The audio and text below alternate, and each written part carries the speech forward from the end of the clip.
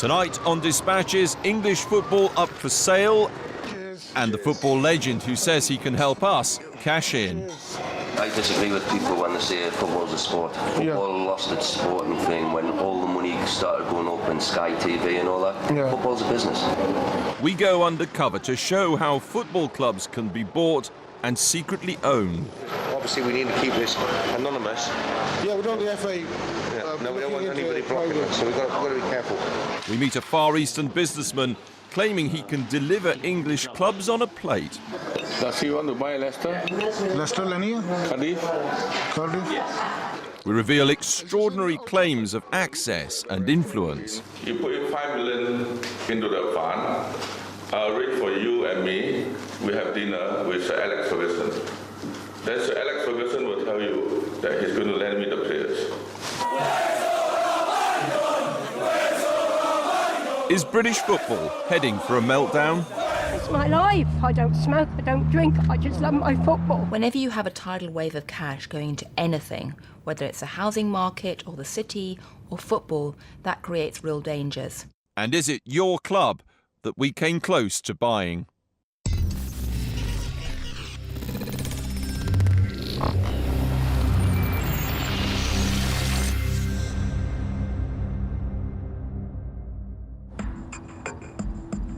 Bangkok, Thailand, and we're in town to buy a football club, an English football club.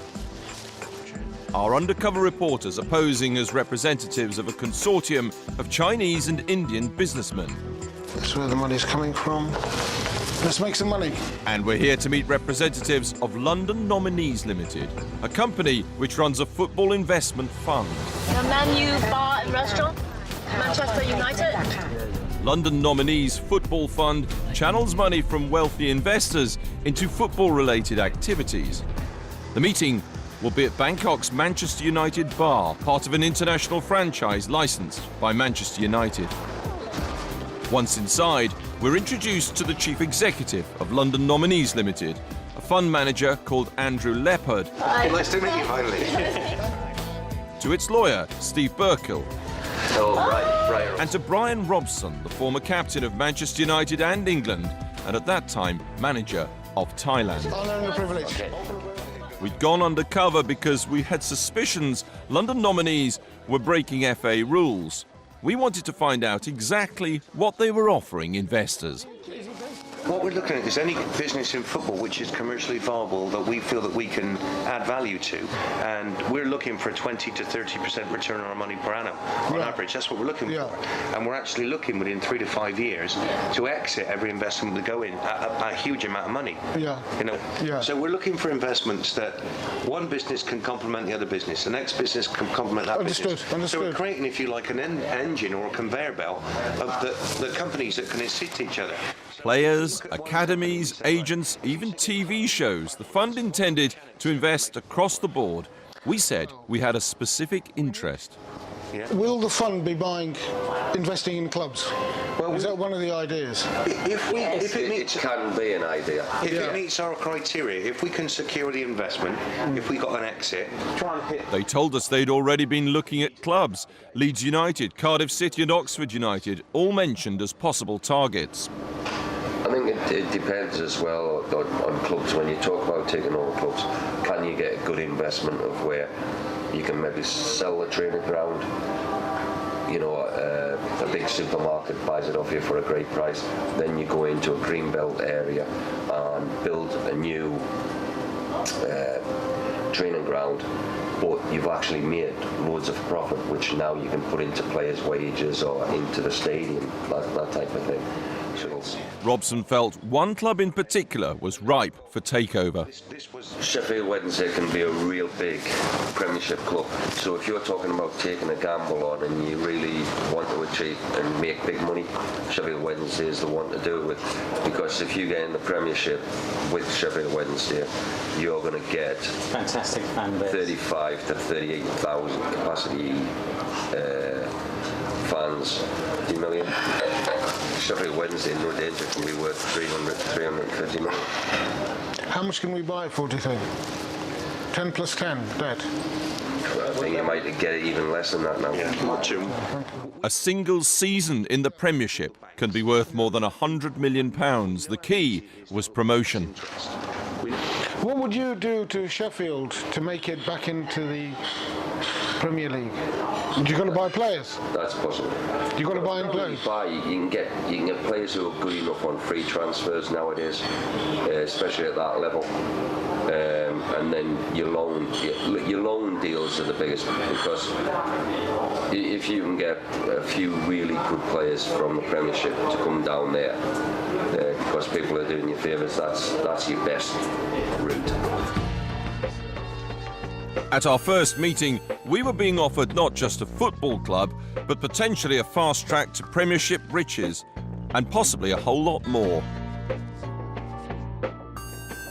Well, here it is, the London Nominees Football Fund website, and it's a pretty slick affair. It talks about a unique investment. There's Brian Robson, prominently displayed. But have a look at this.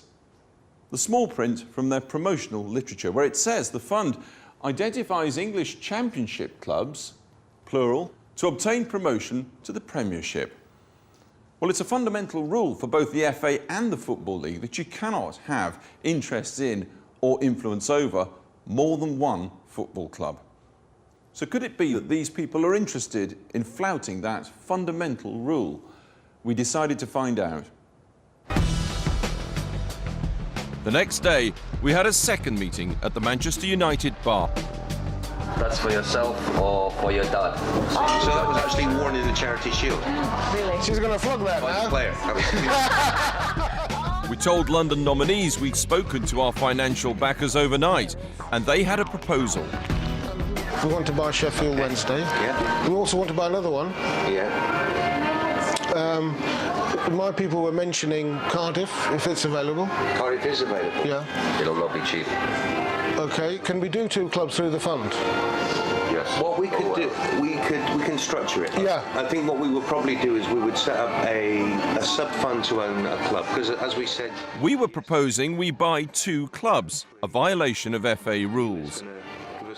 Far from objecting, they set about finding ways to conceal it. I would suggest you want to buy two clubs. Yeah. We bought one through the fund. Yeah. And we bought one through one of the fund's investments. One of the fund's investments? Yes. Yeah. But we would be the investor? Yes. In that fund? Yes. Okay. What we got, but obviously It's what we just how you name it, because you're only allowed to own one club. So, and the good thing about the football fund is you can buy it and nobody will know it's you. Yeah, that's the idea. Then they started joking about the clear conflict of interests involved. So which team are you going to support? Team A or Team B? That's the one who has to draw each other in the FA Cup. During a chat outside, it was clear Chief Executive Andrew Leppard knew that the buying of two clubs was a breach of FA rules. Obviously we need to keep this anonymous, and we need to stay as much under the radar as we can and buy the clubs, and then when people want to say, hang on a minute, where's the link then? Yeah, we don't want the FA... no, we don't want anybody blocking us, so we've got to be careful. Back inside, we put a further proposal to them. The other stipulation, they want Brian to be the manager of Sheffield Wednesday. That'd be difficult. My problem with that is I'm Manchester United's global ambassador. I do not see how I can be global ambassador for Manchester United when I'm working for an English club. Yeah. Okay. Let's put it another way then. Okay. And just going on that, and Brian's perfectly capable of managing the manager. Exactly. That was the other thing we were going to mention. If Brian is not available to be the full-time, the manager de facto, would you be interested in working behind the scenes to build this club up? Yeah. You know, I mean, if it's within the football fund, that is my whole intention, to try and make it as successful as possible. Yeah. This again would appear to breach Football League and FA rules on individuals having an interest in or influence over more than one club. We showed our footage to Greg Clark, chairman of the Football League, the body directly responsible for the regulation of professional clubs below Premiership level. The big danger we have in what we call the integrity of the competition is undermined by people owning more than one club. Why is that important to the average fan? It's important because that owner could decide which of those two clubs gets the star centre forward. It could decide maybe this is a game they don't need to win as much as the other team who might get promoted on the back of it. We don't want people having the ability to affect results, squad selections, source of managers across a number of clubs. And that's why multiple club ownership is beyond the pale. She did say everything's got its price. Yeah, okay. Discretion is absolutely the key here. Back in Bangkok, the foundations of our business relationship had now been established. Our objective is to buy cheap, Yes. build it up, And out. and out. Fine. Now, if this is something that you don't want to do, or That's fine. if it's against your principles, No, it that's doesn't exactly matter. what the Stamp Fund stands for. We're in business. We're in business. We want to buy. I've always worked like this. I disagree with people when they say football's a sport. Football lost its sporting thing when all the money started going up in Sky TV and all that. Yeah. Football's a business. Yeah. And so if you build a club up and you build it up from nothing and say it was worth 3 million when you bought it and now you can sell it for 150 million, that's great business by you. In part 2, we meet the man pulling the strings behind London nominees and hear remarkable claims of contacts and influence. Brian will know Alex for, I think, 26 years. I have known Alex for 14 years. He both on a professional basis, and we is like on a family basis. So they left players to us. Posing as a consortium of Indian and Chinese investors, we're looking into the activities of a Bangkok-based football investment fund called London Nominees. They've agreed to be our partners in the purchase of 2 English league clubs, a violation of football regulations. Administering the hands down. See, what is how you name it, because you're only allowed to own one club. So, and the good thing about the football fund is you can buy it and nobody will know it's you. Yeah, that's the idea. As talks continued in Bangkok's Manchester United bar, London Nominees decided to take negotiations up a level. Before we start going to this, it would be a good idea to take this a little bit further and then bring Joe in, right? Yeah. Why would we need to bring Joe in? He's the owner of this bar, isn't he? Yeah. I think Joe's responsible for stringing this football fund together. Oh, I see. I had the impression that you wanted to get to the bar. If it wasn't for Joe, there would be no football fund. Is that fair to say? Yeah, and I wouldn't be here. No, if it wasn't for Joe, me and Brian wouldn't. Right, got it. Because what that will do is it'll get you results, it'll get you all his contacts, it will get you all the access to the players, and it will,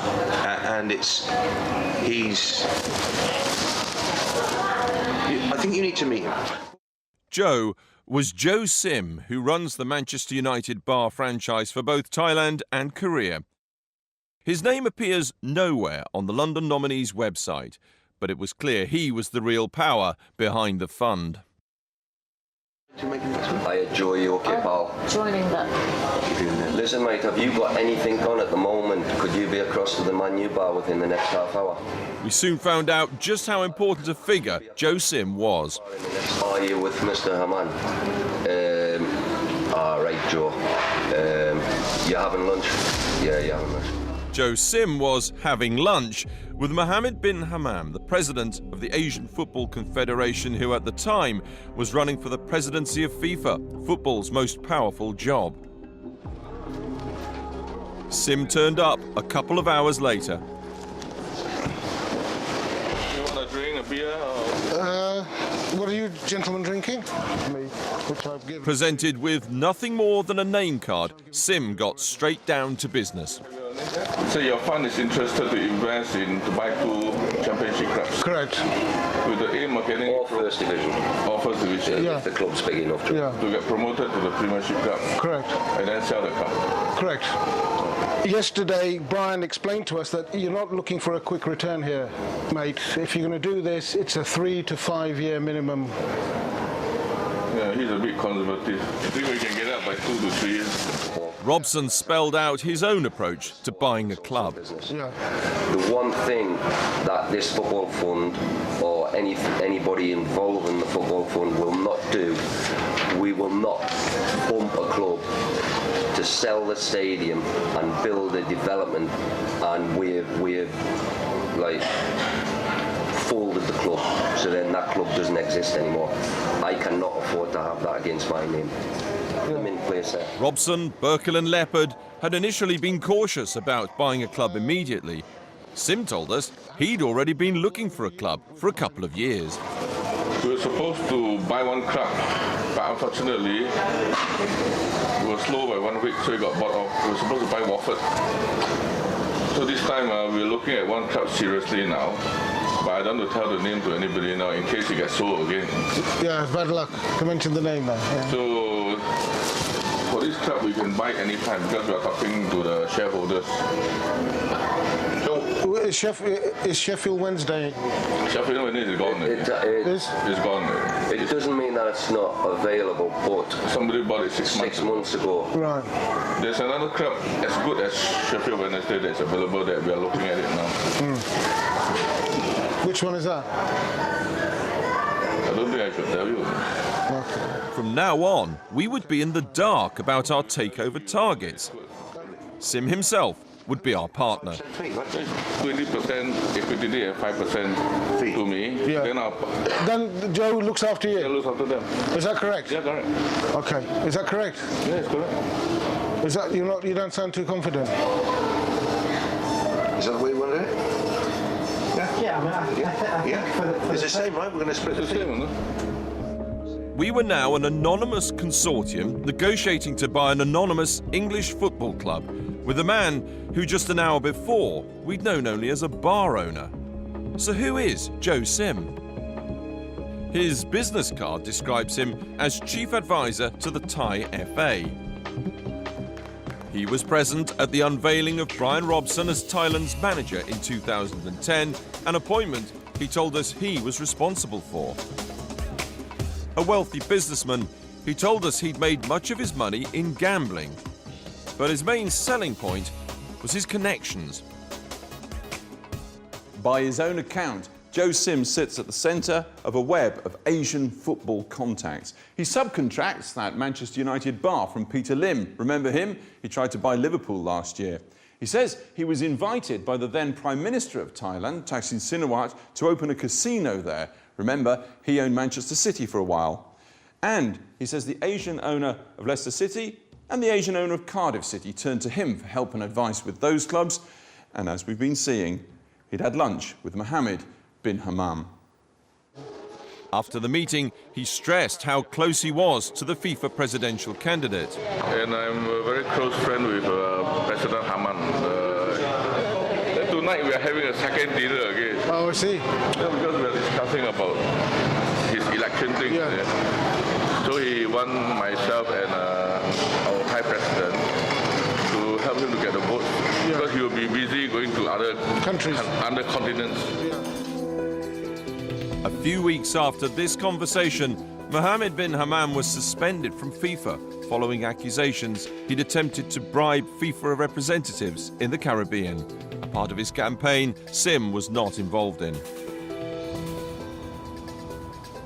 With 2 clubs potentially on offer, we left Sim in Bangkok saying we needed time to talk to our financial backers. Thank you, Peter. Thank you. We showed our footage to former FA chairman Lord Treesman, who's been a fierce critic of the way football is run. Can we do 2 clubs through the fund? Yes. What we could do, we can structure it. Yeah. It's a very worrying thing to watch, is the truth of it. What penalises the fans most is if the game is not run properly, if there isn't true competition, if one way or another people have bent the rules so it's not what's happening on the pitch, but what's happening in a boardroom on the other side of the world. We've come to Bangkok because increasingly it's in the Far East where deals are done on British clubs, often by men whom Joe Sim claims as close business associates. Now, of course, the fans of debt-ridden clubs often welcome multi-millionaire foreign owners with open arms. But these takeovers don't always end happily.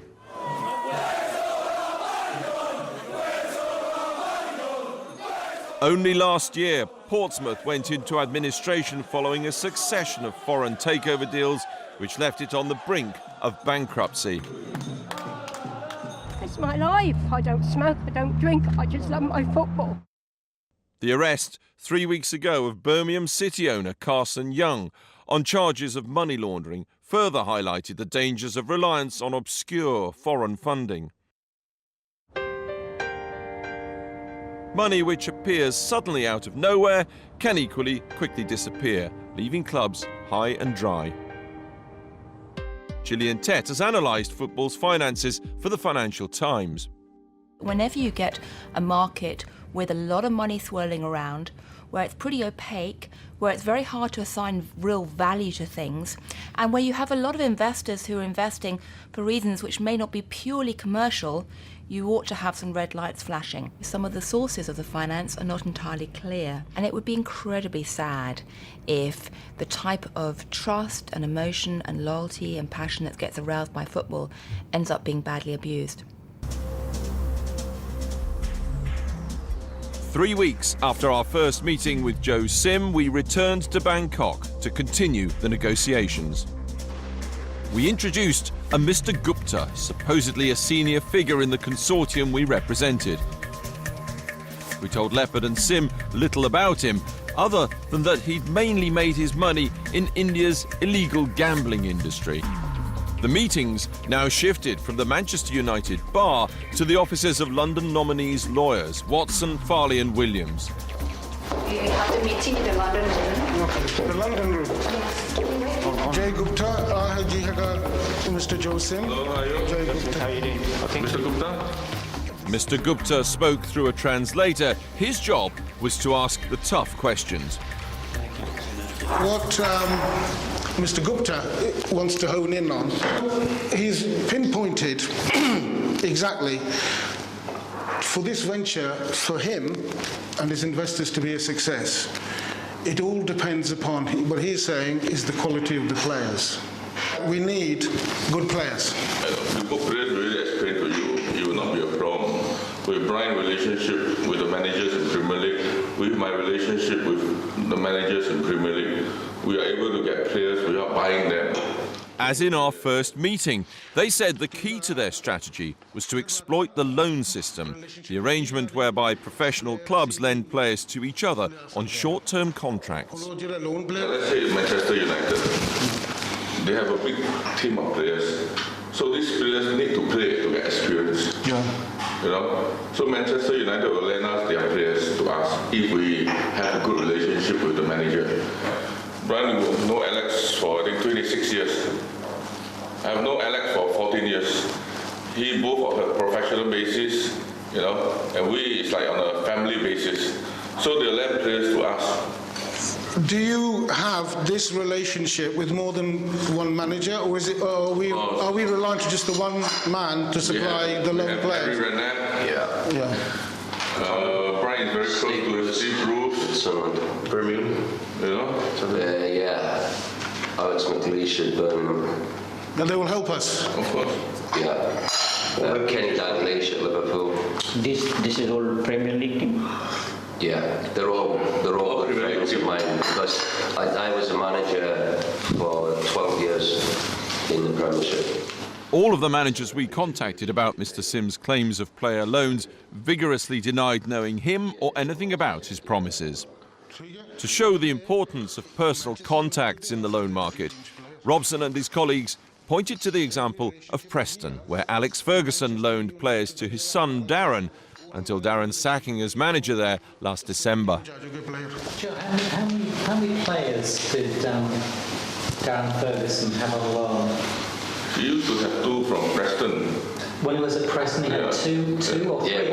And then when he left, they went back? They went back. Yeah. They went back the same afternoon. So it shows how no, but my point is it shows how it's relationship driven. And now he wants to discuss the legal structure I've explained to Mr. him... Gupta now quizzed them on how the legal ownership of the clubs would be organised, given that owning two clubs is against football regulations. So the first thing we would do is we would set up a sub-fund, a separate fund. They'd already done their homework. So we will make a loan to special purpose vehicle number 1 to purchase club number 1. Yeah. And we make a loan to special purpose vehicle number 2 to purchase number 2. Now, obviously, the benefit. But who will be the vehicle number 2? So legally, the fund does not own the club. Right. He's saying who will be the money? Who will be the owners then? Now, will Joe be one, or Joe's team be one owner? We will have the people that will front the club. So these people need to be approved by the British authority that they are fit and proper. Yeah. And this, Yeah. So we have to get 2% to be the owner that is fit and proper. Once all the paperwork is done, you put in 5 million into the fund. I'll arrange for you and me. We have dinner with Sir Alex Ferguson. Then Sir Alex Ferguson will tell you that he's going to lend me the players. London nominees seemed confident they could get round football's regulations demanding that club owners prove they are fit and proper people to run a business. Would it really be that easy? You've been on the inside. Looking at this, does it strike you as plausible that they could have got away with it? I think if you hide ownership between different people, I think their words were who would front the operation. If you hide the financial facts either through funds or through spin-out special vehicles that the funds create, it would be possible to get away with it. And that's why my view, sadly actually, my view is that when you do detect something like that happening, you have to say the consequences will always be dire. When you see what you've just seen, Yeah. could they have got away with it? Yes, they could have got away with it because it's very, very difficult to get to the bottom of whether there are economic linkages between organisations that at face value seem to be separate companies and people. We are a simple alliance of 72 football league clubs who largely lose money. We don't have hundreds of thousands, let alone millions, to get to the bottom of these complicated organisational structures. We decided to do some digging in Companies House to see if we could find out just who owns English football, and these are the records for the Premier League. Turns out Wolves are owned in Guernsey, Sunderland are owned in Jersey, Fulham are owned in Bermuda, and Spurs are owned in the Bahamas, and on it goes. All of these, of course, offshore locations where you're not obliged to list publicly details of ownership. In the Championship, it's even less transparent. Perhaps Barnsley Town takes your fancy, and if so, you'll find they're owned by Oakwell Holdings, except all the shares are held by the Manchester solicitor Mark Openshaw Blower. When we phoned up Mark Openshaw Blower, he said he wasn't the owner, but he wouldn't tell us who was. Perhaps Southampton Football Club takes your fancy, and if it does, you'll find their owners rejoice under the title of DMW SL 613 Limited. And the owner of that company turns out to be a Swiss-German businessman, Markus Lieber. Herr Lieber died a year ago. In the Premier League today, all but 5 of the 20 clubs are wholly or partly owned either abroad or in offshore trusts. Of the 24 clubs in the Championship, 17 have owners who are foreign, offshore, unknown or dead. Are you confident that you know who the owners are of every club in the Football League? No, I'm not. There's a process of validation that lets the Football League know who the owners are. Who the owners of the owners are gets more difficult. And who the owners of the owners of the owners are gets even more difficult. We were now deep inside this world of obscure financing and hidden owners. That evening, Sim invited our undercover reporter to watch the Champions League quarter-final between Manchester United and Chelsea in the back room of the Manchester United bar, a place, he said, where he had also entertained Sir Alex Ferguson. You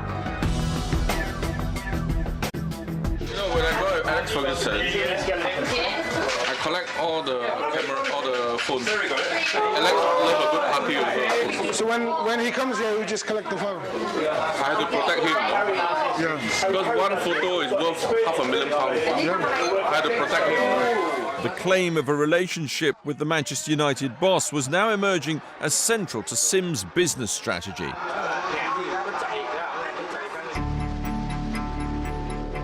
The next day we visited Joe Sim's office, which turned out to be a shrine to Manchester United.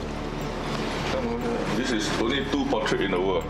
The famous painter draw for Alex. So Alex gave me one. For all your help and friendship to Joe.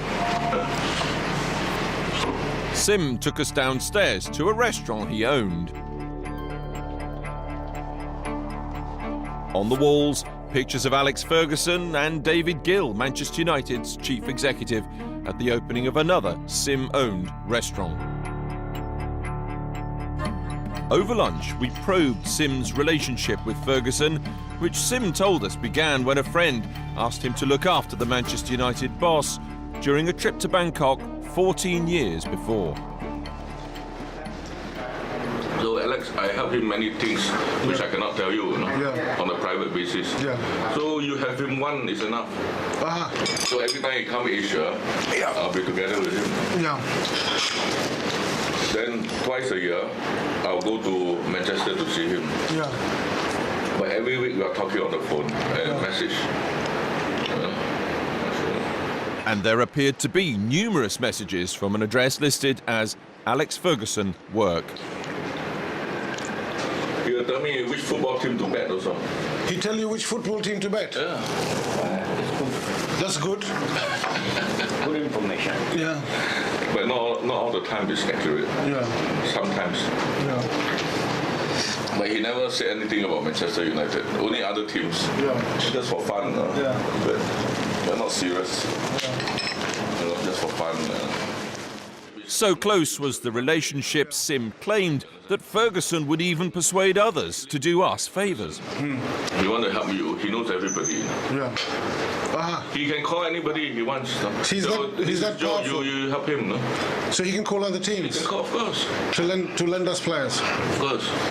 Steve Bruce is under him before. Yeah. Roy Keane also under him before. Yeah. Mark Hughes is under him before. Yeah. So all these are all managers now. Yeah. He give one call, they'll help. Steve Bruce, Roy Keane and Mark Hughes all vigorously denied knowing Sim or anything about his promises.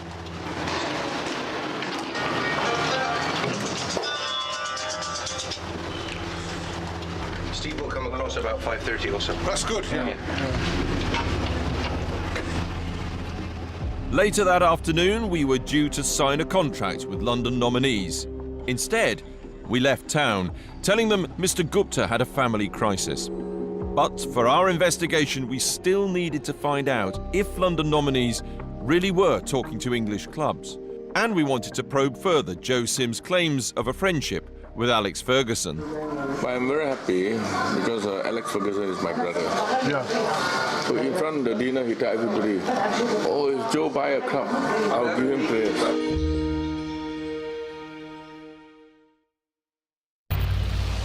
Our undercover reporters are closing in on a deal to buy 2 English football clubs, a violation of FA and Football League rules. Obviously, we need to keep this anonymous. Yeah, we don't want the FA. No, we don't want anybody blocking it, so we've got to be careful. The deal is being done with Bangkok-based investment fund London Nominees, fronted by former England captain Brian Robson.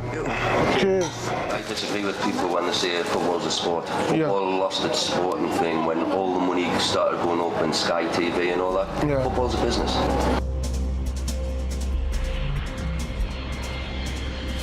At the end of April, our would-be partner, Thai businessman Joe Sim, flew into London. He said he was here for takeover talks with the club. But was this true? And was there any basis to Sim's claims of a relationship with Sir Alex Ferguson? He told us he was attending the Manchester United-Everton game at Old Trafford as a guest of Ferguson. We asked for an introduction, but he refused, saying we would meet the Manchester United boss only when we had put money up. That evening, we rang him.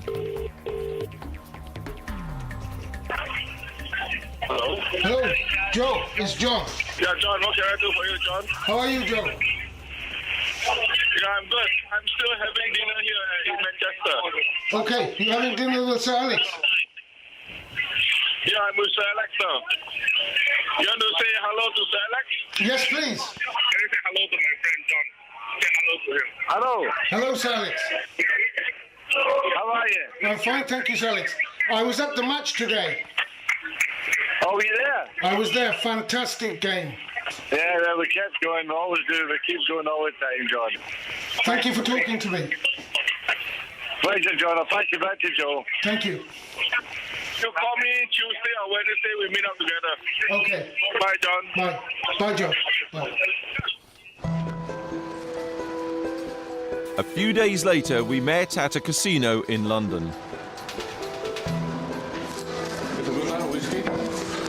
Sim showed us a photo of himself with Ferguson. This is a dinner. I got Alex to talk to you. Huh? Yeah, I explained to him. Ever eager to show off the closeness of the relationship, he shared some inside gossip. Alex is going to retire in 3 years' time. Gonna 3 year retire, are we in trouble then? Are we going to be in trouble? By the time we are in Premiership, why are you worried? You know? Cheers. He claimed he had discussed the takeover of a club with Ferguson. But I'm very happy because Alex Ferguson is my brother. Yeah. So in front of the dinner, he told everybody, oh, if Joe buy a club, I'll give him players. He told everybody. Sim said he was close to a deal for a club, but still refused to tell us the name. Once it's done, I'll tell him the football club. Okay. Because the owner of the football club is coming to see me in Bangkok on Friday. You need him to put in 15 million pounds, 15, to the Super Club. There's no point for us to talk. I know. We've been talking for a long time.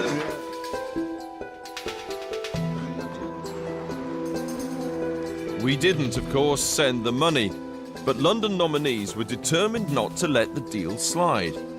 A few days later, they sent us a draft agreement. This is the document they sent us, and it states quite clearly that we will be the exclusive investor in a fund set up for the purpose of purchasing football clubs, plural. It'll identify suitable English clubs for acquisition, managing them to achieve promotion to the English Premier League. We have to put in £25 million for each club. That's 15 up front, 10 thereafter. London nominees and Brian Robson, though, won't be risking any of their cash. In return for their expertise and above all their range of contacts, they will get a 20% stake and a 5% management fee. 3 weeks later, we returned to the same casino in London for what would be our final meeting with Joe Sim. We'd hammered out a deal. We would sign a confidentiality agreement. In return, they would tell us the name of our first club. There was just one problem. London nominee's lawyer wanted to see Mr. Gupta's passport. Is Mr. Gupta coming? No. Gupta signed the power of attorney. We had prepared a legal document supposedly authorising our reporter to sign on Mr. Gupta's behalf. And his father have signed it. His father signed it? Yeah. So I think I have to scan this to Steve.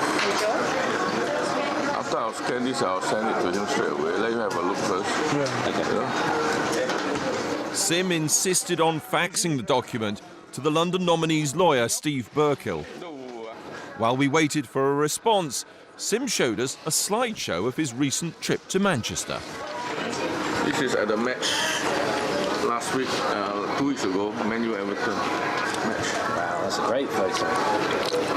Is this in Old Trafford? No, this is at the restaurant in Manchester called the San Carlos. San Carlos? Yeah, San Carlos in Manchester City.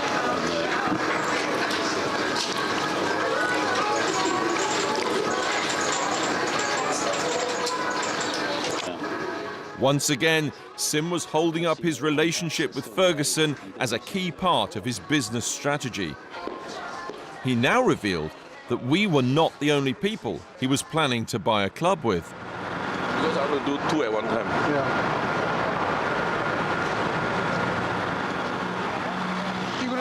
I will get the best one for us, so don't worry. Is it through London nominees? You're going to do it through London nominees? My consortium, the one I'm doing is not through London nominees. Okay. It's direct through me. Through you.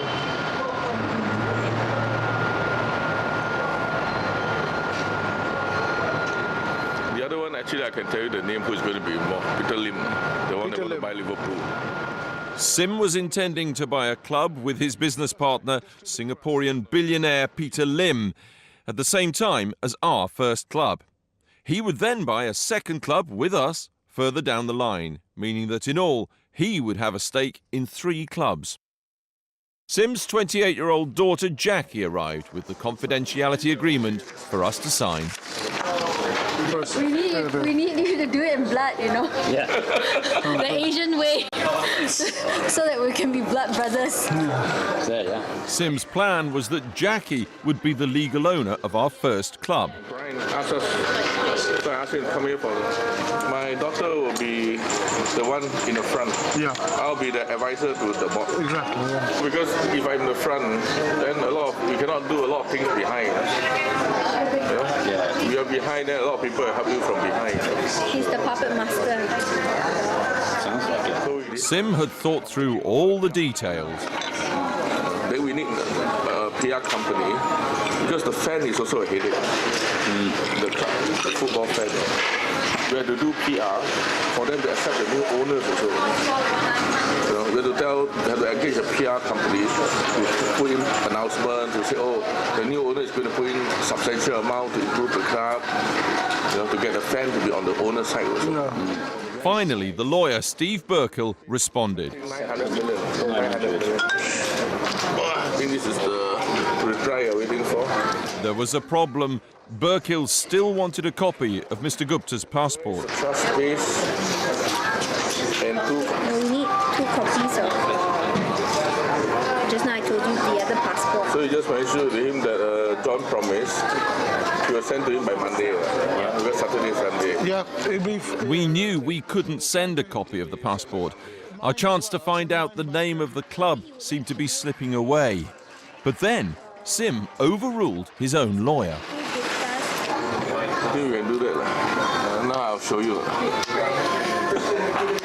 Since you are so eager.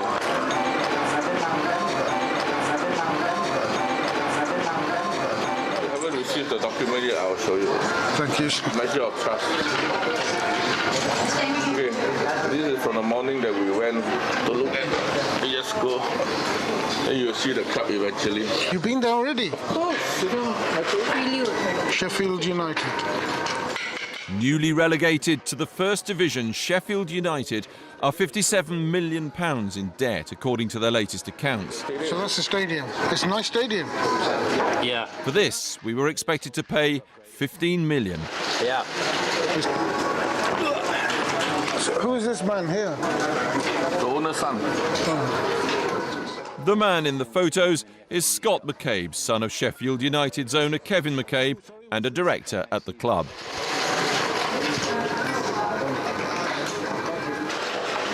Happy, John? Huh? Thank God. Are we good? Yeah, we're good. Shall I call Jeff? Call Jeff, yeah, we're good to go now. Okay. Thank you, Jeff. Okay. Bye. Sheffield United confirmed they had met Joe Sim as a potential buyer, but told us they would have carried out full due diligence checks on him before proceeding with any sale. They added they were as concerned as anyone about the concealment of club ownership and said owners had to be good custodians. London nominees denied that they or anyone associated with them would breach or offer to breach FA or Football League regulations. They denied that what was offered was a structure where somehow the same investors could own 2 or more clubs. They said ownership of even one club was not on offer, but investment into a fund which would invest into a company which would own a club. And that the fund would have been a separate legal entity.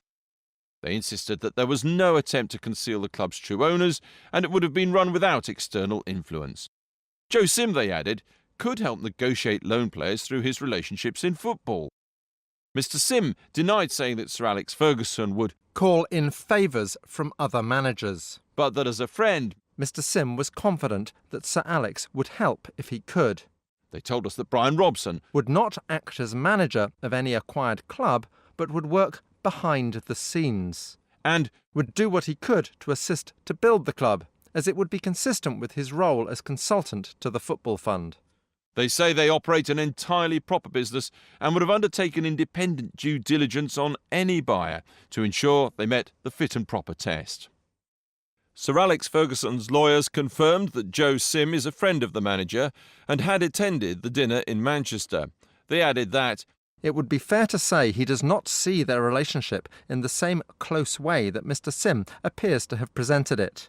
They explained he'd not heard of London nominees or the football fund and had no knowledge of the proposed transaction, and denied he'd promised Joe Sim favours. They insisted he has never discussed the possibility of loaning any Manchester United players. He may have, on occasions, given his opinion on the likely outcome of a football match in the course of ordinary social dialogue. He does not recollect having done so in the context of any betting by Mr Sim. A few days later, we contacted London nominees to tell them our backers were not interested in Sheffield United. They replied, suggesting Leeds, Leicester or Cardiff instead. In all, we were being offered 9 football clubs by London nominees, all potential takeover targets. Leeds United, Leicester City, Cardiff City and the 2 Sheffield clubs, but also Oxford United, Derby County, Birmingham City and Crystal Palace. These are clubs with hundreds of thousands of dedicated fans. Yet here they were, being chucked around like so many poker chips in the back room of a bar in Bangkok. Does he want to buy Leicester? Leicester, Lenia? Cardiff? Cardiff? Yeah. Football's a business. Yeah. And so if you build a club up and you build it up from nothing and say it was worth 3 million when you bought it and now you can sell it for 150 million, that's great business by you. We're going to be in trouble. By the time we're in Premiership, why are you worried? You know? Cheers. Tonight, you've been right inside football's casino economy. And now we know they could have got away with it. Whenever you have a tidal wave of cash going into anything, whether it's a housing market or the city or football, that creates real dangers. When football was just a sport, as it were, run in a fairly amateurish way, it was good enough to have amateurish oversight. But it's very clear now, given the amount of money involved, that actually regulators need to raise their game.